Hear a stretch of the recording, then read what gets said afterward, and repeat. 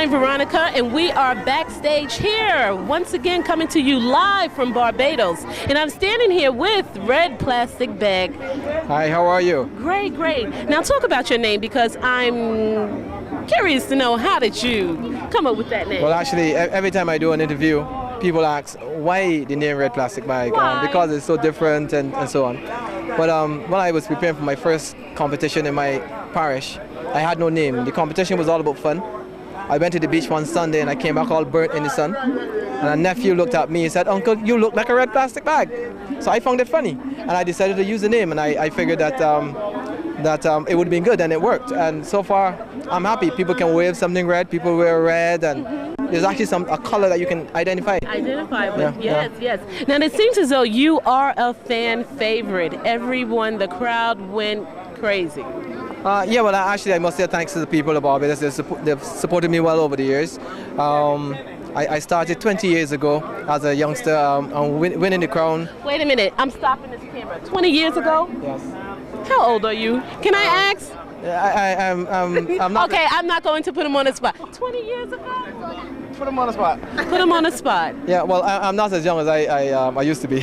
No, but you look good. You look good. But thank you. I started 20 years ago, and I won the Calypso Monarch first time out at age 21. Yeah. Now I'm going to ask you, what is your strategy?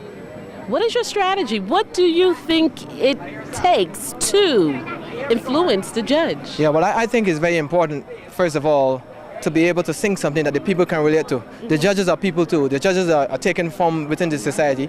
And if you can sing the songs that they can relate to, the songs that they have a gut feeling about and so on, especially when you deal with the issues that directly affect them, they tend to gravitate towards you because they see you as their mouthpiece. They see you as that person who go there and speak for them. Especially that man who is considered to be in the low socio-economic bracket, that fellow who doesn't get a chance to go on stage. Yeah. I become his mouthpiece. So once I go there and he's out there in the audience, he's cheering me on because he wants me to say something for him. Yeah. So I think that is what has been working for me over the years. So what are you saying for him? What do you sing about? Well, actually, most of my songs are songs of protest. Calypso has been born out of stress and struggle, and most of my songs are songs of protest. I try to sing songs that are geared towards educating the masses, about stuff and how they should approach certain things. There is a song that I'm singing in the second half called "The Middle Passage."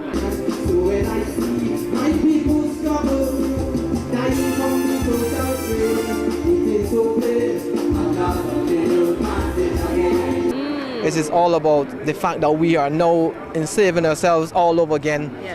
When we go, post-traumatic slavery syndrome. That's what I think. Yeah, when we go and we get all these big mortgages and we got to be playing through our ears, only keeping up a show and so on. And truth in fact, it is showing clearly that we are not truly emancipated, that we are still mentally injured. Wow. So it is all about trying to say to that person, hey, it is not what you have that makes you happy. It is really your ability to be happy with what you have. Yes. Put that in the contents of Pick Up the Crop and what's happening here, because we know the historical context of this particular parade goes back to slavery. Yeah, really, really far back to slavery. And because, it all started on the plantations and so on. And actually, Calypso already started on the plantation, on the French plantations in the French islands and so on. After a hard day's work, the farmers the slaves would go out down by the beach with their wives and so on, and they would sing about all the hardships, all the lashes they got and so on. And they would actually joke about it, about the hardships of the day. And that is where Calypso really came from. Calypso is like you're singing the blues. It's like that country and western thing. Sometimes you sing about all these sad stories, and it has been mainly that. But Calypso has also evolved, where you have a lot of humorous songs. You have songs that you can actually dance to and party to and so on, because the art form is extremely versatile.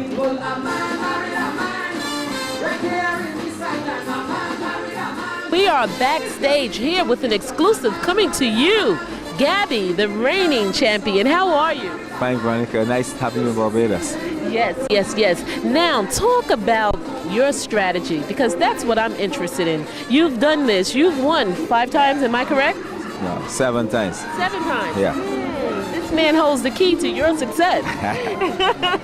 Talk about that, your strategy. What is it? I just try to write good songs, good melodies, lyrics, first-class arrangements because my arranger is the Deputy Director of the Barbados Police Bar, Mr. Andy Williams, and he's a really great friend of mine and a great arranger. And I try to bring freshness, good diction, expression, you know, rhyme, continuation of line, melodic flow, all kinds of different creative things, and then voice, sing it, and subject matter, you know. That's how I operate.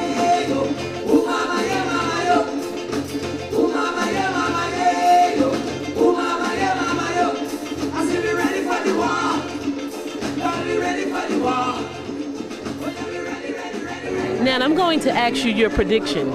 What do you think? Who do you think is going to win? Tonight? Or you? Yes. Or do you? I don't like to do that, but if you ask me outside of myself, who are the ones I would look at, I would say Caroline, Adrian, and Red Plastic Bag. And why? Why? Because of the melodies they have, the lyrics, and the subject matter that they're dealing with, and their ability to perform at a very high level. So